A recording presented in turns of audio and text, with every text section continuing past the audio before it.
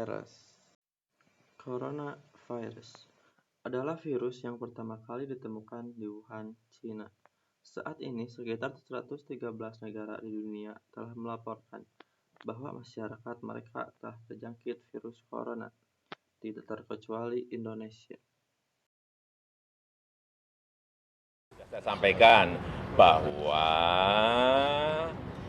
yang Jepang ini ke Indonesia bertemu dengan anak yang anaknya ibu tadi yang berumur 31 tahun dan ibunya yang berumur 64 tahun. Dua-duanya positif corona itu ada di Indonesia. Nah, itulah ulasan singkat mengenai coronavirus 2019. Di sini saya bersama teman-teman saya akan menjelaskan materi mengenai proses kebijakan pemerintah dalam masa pandemi COVID-19 dan perilaku masyarakat Indonesia terhadap dampaknya yang diberikan oleh coronavirus 2019. Pertama-tama, perkenalkan, nama saya Arinaya dan inilah teman-teman saya. Assalamualaikum warahmatullahi wabarakatuh. Nama saya Fajar Nur Adriansyah Rusyadi. Perkenalkan, saya Aprisitio Pambudi. Perkenalkan, nama saya Irfan Mauladi Jawis. Bismillahirrahmanirrahim. Assalamualaikum warahmatullahi wabarakatuh. Perkenalkan, nama saya Panji Muhammad Nur dari kelas B, Prodi Ilmu Pemerintahan, Fakultas Ilmu Sosial dan Ilmu Politik. Assalamualaikum warahmatullahi wabarakatuh. Saya Dayuri Ciramdani dari Fakultas Ilmu Pemerintahan tingkat 2 kelas B.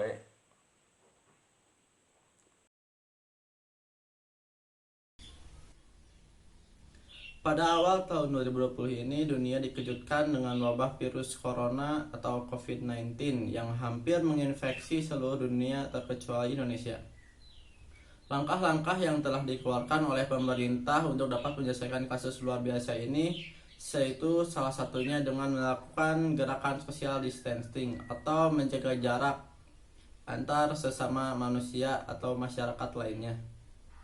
Nah, kemudian metode penelitian yang saya ambil bersama teman-teman saya, yaitu metode yang digunakan penelitian ini adalah studi perpustakaan atau studi yang objek penelitiannya adalah karya perpustakaan yang baik berupa jurnal ilmiah, buku, artikel dalam media massa, maupun data-data statistika.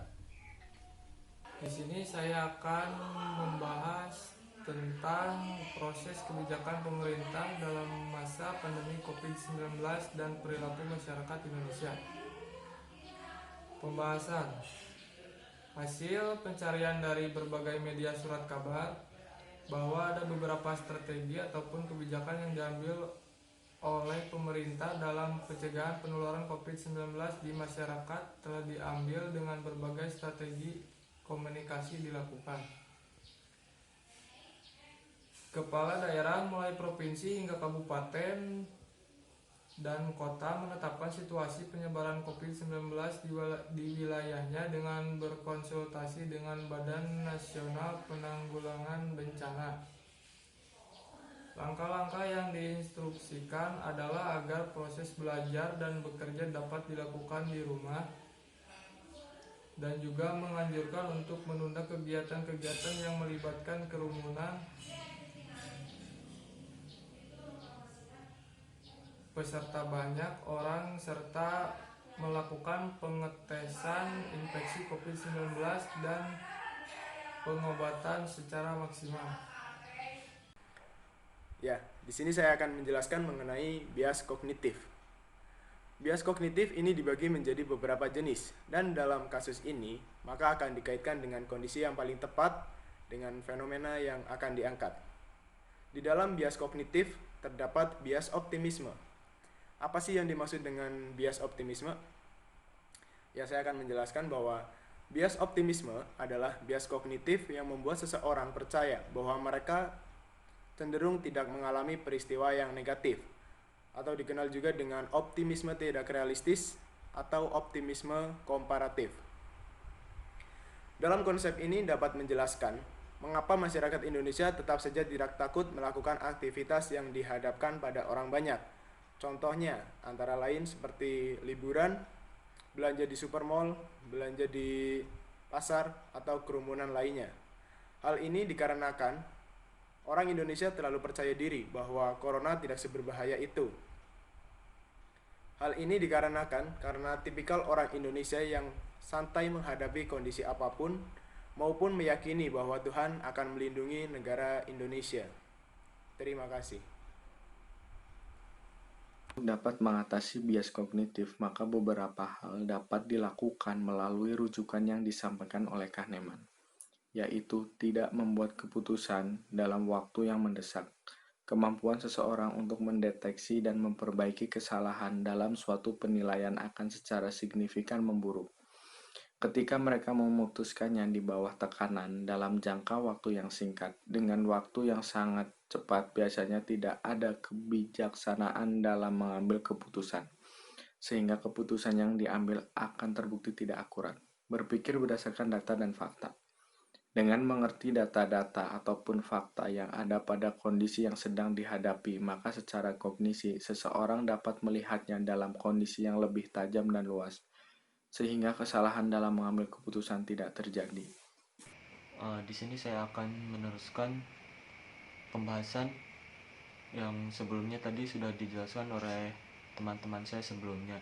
Jadi pemerintah daerah membuat kebijakan agar persebaran virus tidak semakin meluas. Awalnya kebijakan kepala daerah tidak dimungkinkan atau mengacu pada UU nomor 6 tahun 2018. Namun, sejak Presiden menetapkan keputusan Presiden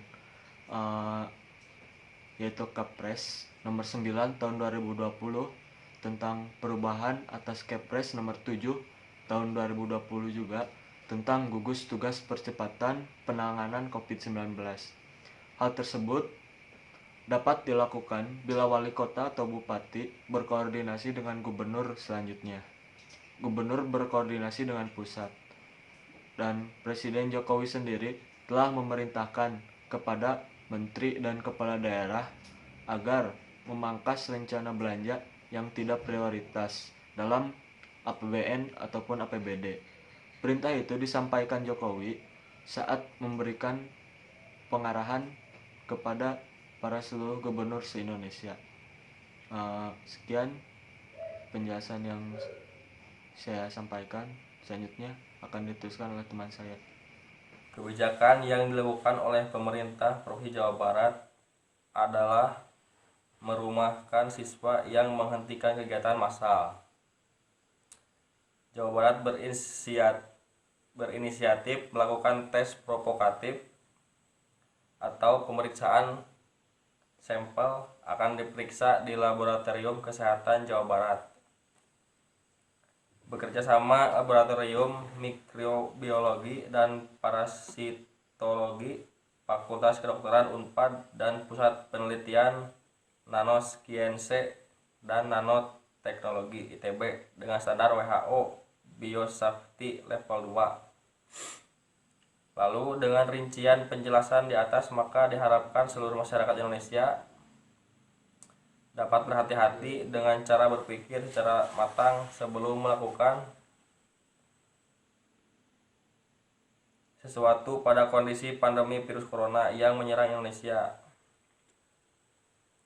Semakin hati-hatinya semua masyarakat dalam bertindak, maka virus COVID-19 dapat dengan cepat diatasi oleh Badan Kesehatan dan ditanggulangi, sehingga juga dapat mempermudah kerja dari